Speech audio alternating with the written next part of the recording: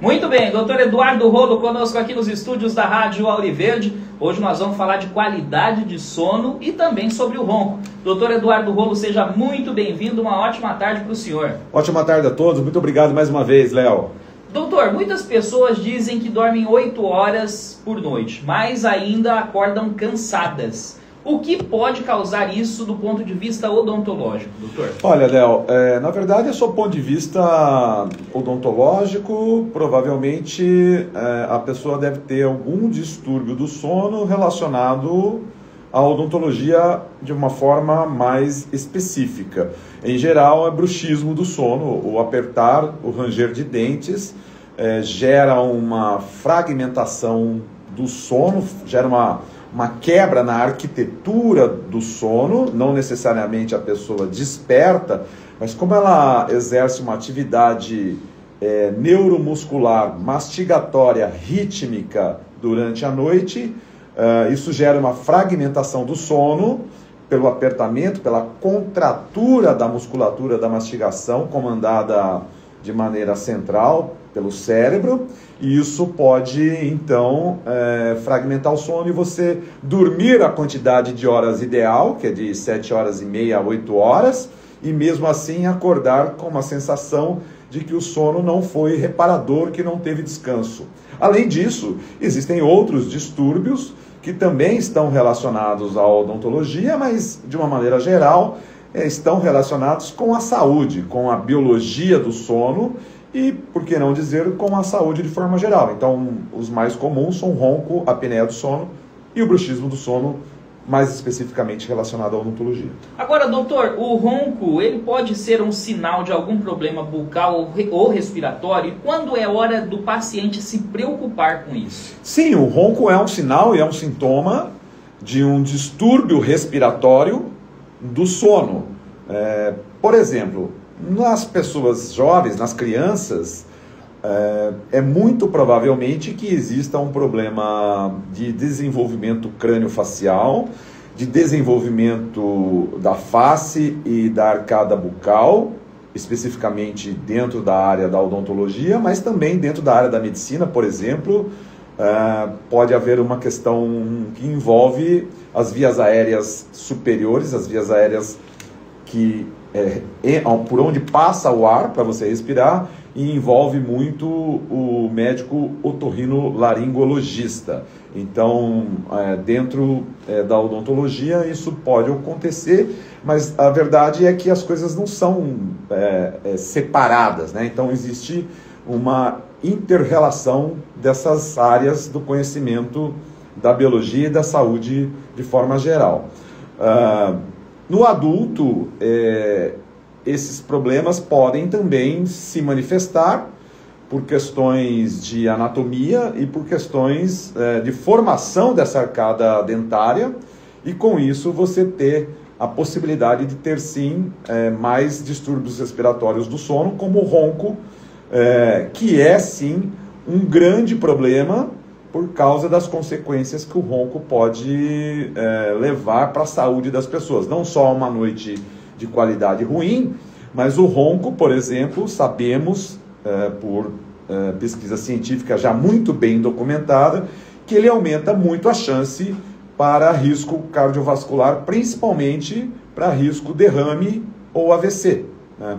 Então, essa é o ronco. Então, assim, a partir do momento que qualquer barulho ocorra durante o sono, na respiração dessa pessoa, pode ser criança, pode ser adulto, pode ser mais velho, qualquer barulhinho já é sinal, sintoma de ronco. Portanto, a partir daí é preciso uma investigação criteriosa. Essa investigação ela é feita por meio do exame chamado polissonografia, que é o exame do sono, onde vai ser medido o nível desse ronco e se existem outros distúrbios do sono presentes dentro dessa condição respiratória que é o ronco. Agora, doutor, o senhor falou de um dos profissionais que ajuda em toda essa questão, que é o otorrinolaringologista. Mas a pergunta é como que o dentista ele pode ajudar um paciente que sofre com o ronco e quais os tratamentos voltados para isso, doutor? O primeiro, o dentista pode identificar e encaminhar para os especialistas. para os especialistas em distúrbios do sono, médico ou dentista do sono. A partir daí, o dentista pode acompanhar esse tratamento, que em geral, no caso do dentista, o dentista é responsável por escolher o melhor tipo de tratamento quando a indicação é o uso do aparelho intraoral ou bucal para ronco e apneia do sono. Então, o papel do dentista é tratar, além de fazer o diagnóstico, o papel do dentista especialista em sono é tratar esse paciente que apresenta ronco ou outro distúrbio do respiratório do sono, por exemplo, a apneia do sono também. Então, o papel do dentista é escolher o bom aparelho, confeccionar esse aparelho, saber regular esse aparelho e acompanhar o tratamento desse paciente que vai usar o aparelho intraoral para ronco para o resto da vida. Agora, quais os hábitos ou cuidados que o dentista recomenda para melhorar a qualidade do sono em casa, ou seja, para o paciente fazer e evitar o ronco, doutor? Olha, o ronco é muito difícil de você ter uma condição que a gente indique e a partir daí seja evitável, porque o ronco ele é muito dependente de uma condição de transmissão hereditária. E com isso você acaba tendo no cérebro, na região que controla a tonicidade da musculatura envolvida na via aérea, que conforma a via aérea, notadamente a região da orofaringe, ou seja, aquela gargantinha ali atrás da boca ali. Então, a partir disso, é muito difícil você indicar algo que vai evitar o ronco. O que existe é um tratamento com o aparelho intraoral, bucal, para tratar o ronco. Agora, os fatores de risco que estão correlacionados à piora do ronco, ou pelo menos ao gatilho que vai iniciar o ronco, por quê? Porque geneticamente você já tem uma condição no seu DNA para que a musculatura relaxe mais em algum determinado momento da sua vida e a partir daí você passa a apresentar ronco. Mas se você puder evitar os principais fatores de risco, é alguma coisa a ser feita e não pode ser desprezada. No caso especificamente do ronco, o principal é não ganhar peso, é você não engordar. Porque, Léo, a partir do momento que a pessoa ganha peso, em algum momento da sua vida, vamos dizer, após o término do crescimento crânio-facial do indivíduo, o indivíduo já é adulto, já tem a maturação formada de todo o complexo neuromuscular também, e esquelético. Se você ganhar peso, a chance de você ter ronco começa a partir daí, por esse gatilho. Mas independentemente disso, existem pessoas magras que roncam tanto quanto as pessoas que ganharam peso.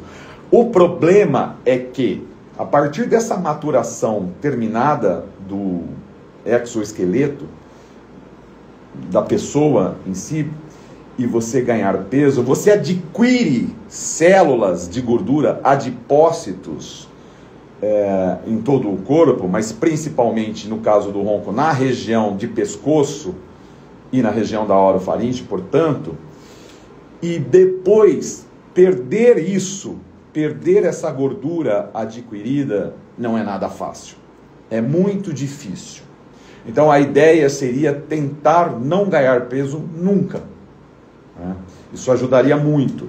Mas mesmo que você ganhe, o problema é que mesmo que você ganhe o peso e depois venha a emagrecer por algum tipo de abordagem terapêutica, quer seja os novos procedimentos inibidores de GLP, GLP-1, por exemplo, as canetinhas, ou, evidentemente, que incluindo controle alimentar e exercício físico, fica muito difícil, mesmo você perdendo peso, você realmente deixar de roncar.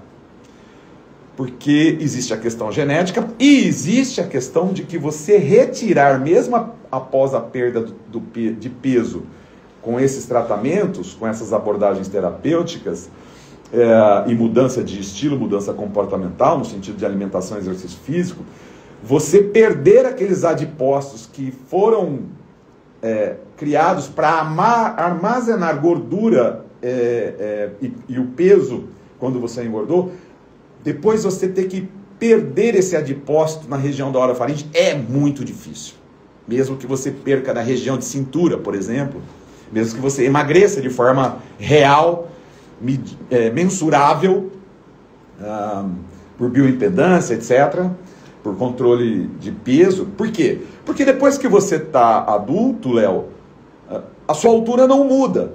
Então, o seu índice de massa corporal pode mudar, mas aquele adipócito está ali presente e pronto para atrapalhar e relaxar mais sempre que você for dormir e, com isso, sempre provocar ronco, mesmo que você volte ao seu peso antes de ter engordado, mesmo que você volte a ter um peso dentro do IMC abaixo de 25, por exemplo, para ficar dentro de um número. Então, é possível que emagreça o pescoço também? Sim, é possível, mas é muito mais difícil a partir do momento que essas células de gordura, os adipócitos, foram criados para armazenar o peso extra.